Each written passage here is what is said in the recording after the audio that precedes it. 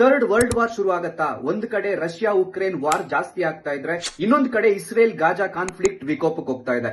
ಇಷ್ಟೆಲ್ಲ ಸಾಲದು ಅಂತ in between China Taiwan tension ಬೇರೆ ಶುರುವಾಗಿದೆ.